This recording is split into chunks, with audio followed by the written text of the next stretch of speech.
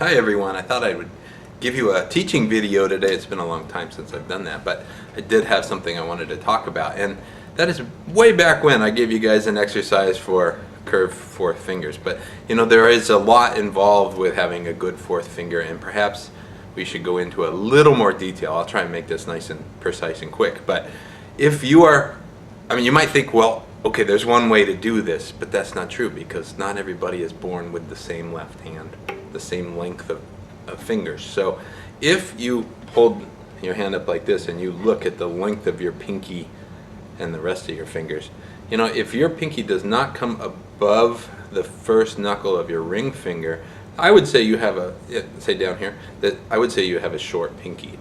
It makes it harder to reach.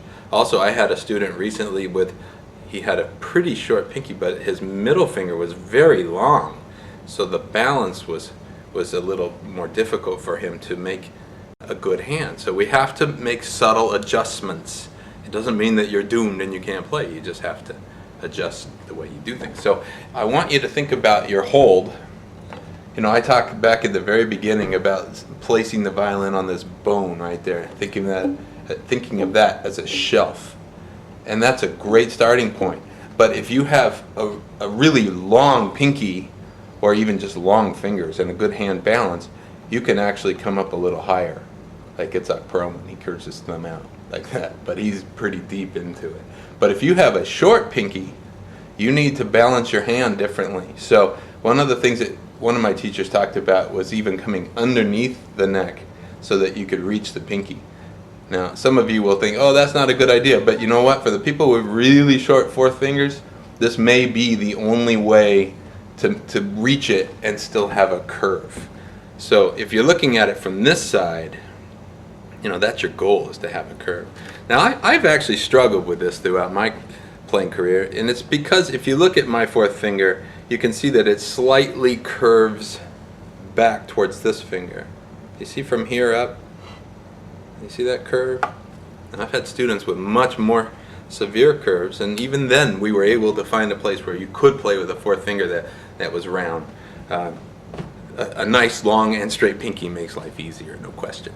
I will say, and I'm not going to name any names, but I've seen at least two of my favorite violinists play frequently with a very flat pinky, so it's not the end of the world if you can't do that. You know, if you're trying to play a double stop where your four is laying across the string above it and it's not too curved, you just swing your elbow under the instrument a little bit and it'll bring it off. Okay, but anyway, here's the thing I want to show you today. If you are setting your hand up and you play all four fingers and you can't get at least that much curve, it's possible you're straining your hand. Say you come down and it's flat here and tight here. That can be dangerous, and we don't want to have strain in the hand or wrist. I have one student who developed, he says he developed carpal tunnel just because of the locked finger. Okay, so you know, I'm no doctor, I can't prove that, but it is clearly creating a source of tension in his hand. So he had to stop and retrain.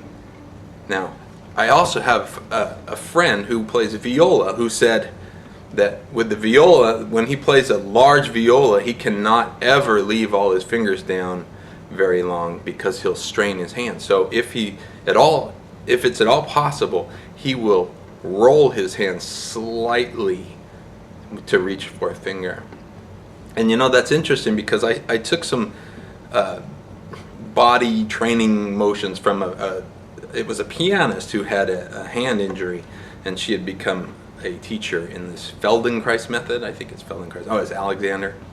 Anyway, one of those two. But one of the things that they talked about was never just having your hand, this is for pianists, hand static, but rolling it and reaching out. Now that's a little harder for us, because one of the things that I've told you and other people tell you is that, you know, you want to set your hand in a position where you can reach all your fingers so you're in tune.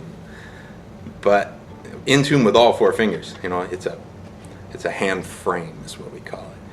But the truth is, sometimes it's a strain on people with small fingers, and you have to make subtle adjustments to reach your four. So the last thing I want to show you is that I had told you a basic starting point would be the left side. You see that dent? the left side, right there, left side of your first finger, second finger. So you're aiming for the inner corners, which can help set it nice and curved.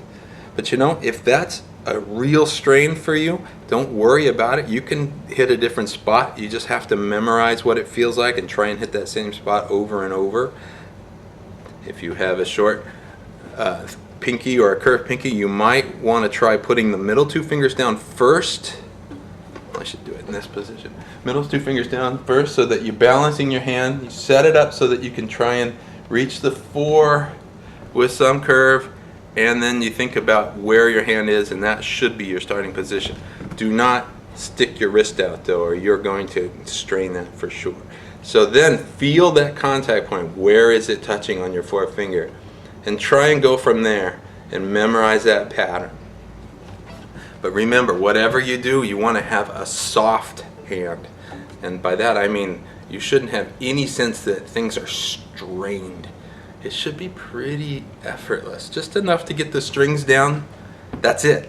Anything beyond that, and at some point you're going to develop some kind of pain in your hand. So take it easy, be careful, practice carefully, work with what you're given, what you naturally have, and don't fight it. And don't say that there's only one way to do anything, okay? So you can adjust your thumb lower if you have a short pinky. You can have a different contact point if you have a short pinky. And you can also slightly roll your hand to reach your pinky. Slight roll. Just a tiny motion. And you know, the last thing I'll show you, look at this. When I go, if at all possible, if I'm just playing a slow note one at a time, I'm not going to leave the lower fingers down as I do vibrato and go up. Part of that is because it's easier to vibrate with just one finger down, but another is that it's actually less strain on my 4 if I lift my 2 out. So look, when I go to 4, if my 2 is up, and my 1 is up too, I mean, I don't have anything down, but I actually let it come off the neck.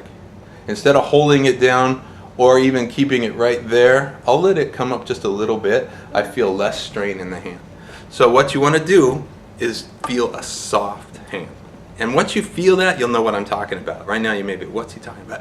But find that it's the least amount of tension needed to get the string down and create any kind of intensity you want, okay? So there's some new ideas for the fourth finger. I hope that some of that will help you. Don't hurt yourself, guys. Good luck.